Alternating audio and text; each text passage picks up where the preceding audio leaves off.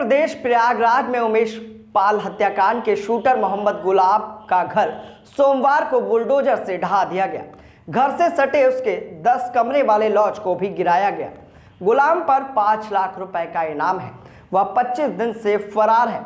Umesh shootout के समय गुलाम दुकान में सर पर टोपी पहनकर खड़ा था।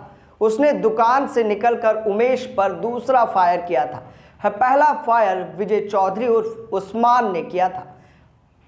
गुलाम की मां ने बोला कि इनकाउंटर हो जाए तो लाश तक लेने नहीं आऊंगी। बुलडोजर कार्रवाई के दौरान गुलाम की मां खुशनुमा ने कहा कि जिसकी उसने बेटे ने हत्या की वह भी किसी का बेटा था। अगर पुलिस मेरे बेटे का इनकाउंटर कर दे तो मैं उसकी लाश लेने नहीं आऊंगी। मुझे बहुत अफसोस है कि उमेश पाल हत्याकांड में मेरे बेटे का नाम आया है। उन्होंने कहा, सरकार अगर घर ना गिराती तो अच्छा रहता। गुलाम से हमारा सीधे तौर पर कोई संबंध नहीं रह गया है। घर गिराने से परिवार के सभी सदस्य प्रभावित हुए हैं। घर ढहाने के आदेश 13 मार्च को जारी किए गए। कीमत 2 करोड़। शूटर गुलाम का घर तौलियागंज के रसूलाबाद घाट रोड पर है, जो लगभग 335 वर्ग मीटर में बना है, जिसकी कीमत 2 करोड़ रुपए आकी गई है। गुलाम का मकान बिना नक्शा पास करवाए सरकारी जमीन पर बनाया गया है। PWA ने अवैध निर्माण के ध्वस्तीकरण का आदेश 13 मार्च को जारी किया था। वहीं घर से सटा हुआ लॉज इसके कमरों को गुलाम स्टूडेंट्स पर किराए पर देता था। दोपहर 12:20 पर बुलडोजर चलना शुरू हुआ। 1:30 पर घर और लॉज जमींदोज कर दिया गया। आइए आपको दिखाते हैं हंगामा टाइम्स न्यूज की एक खास रिपोर्ट।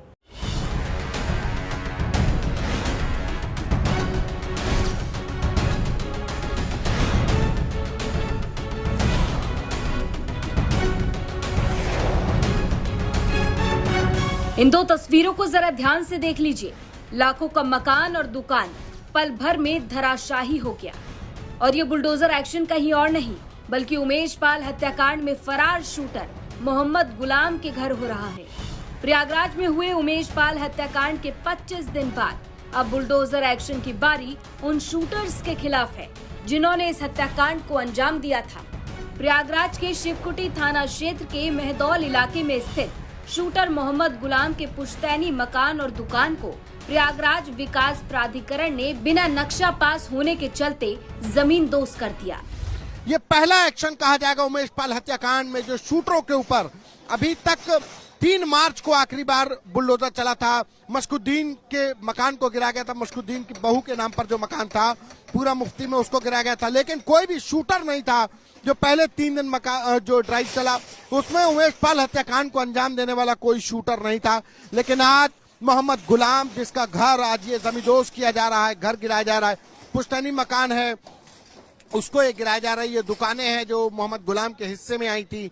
मोहम्मद गुलाम अपने परिवार के साथ रह रहा था और कहा जा रहा कि वो यहीं के पास में मेहंदौरी इलाके में ससुराल है, वहां पर उसका परिवार रहने लगा था। लेकिन इन दुकानों को किराए पर ये मोहम्मद गुलाम के हिस्से की दुकानें थी जिसको कि गिराया जा रहा है। और अब ये पहले इलेक्ट्रिसिटी विभाग के अधिकारी पहुंचते हैं, वो इस पूरे इलाके की इलेक्ट्रिसिटी काटते हैं, मकान की इलेक्ट्रिसिटी, ताकि बुलडोज करने के दौरान कोई हादसा न हो पाए।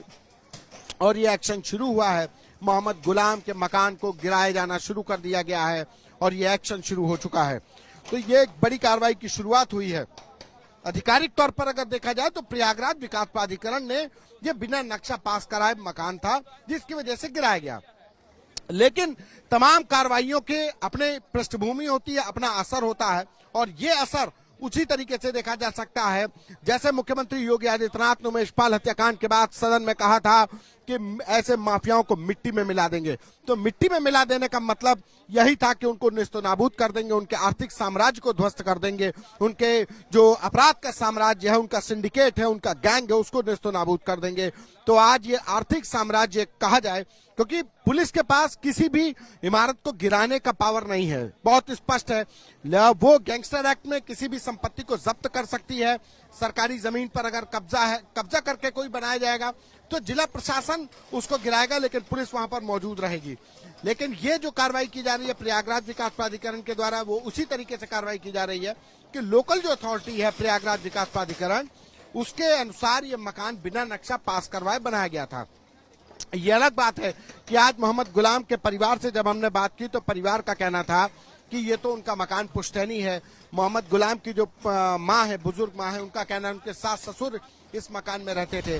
तो परिवार वालों का कहना है कि ये मकान पुश्तैनी है और गुलाम का इससे कोई लेना देना नहीं।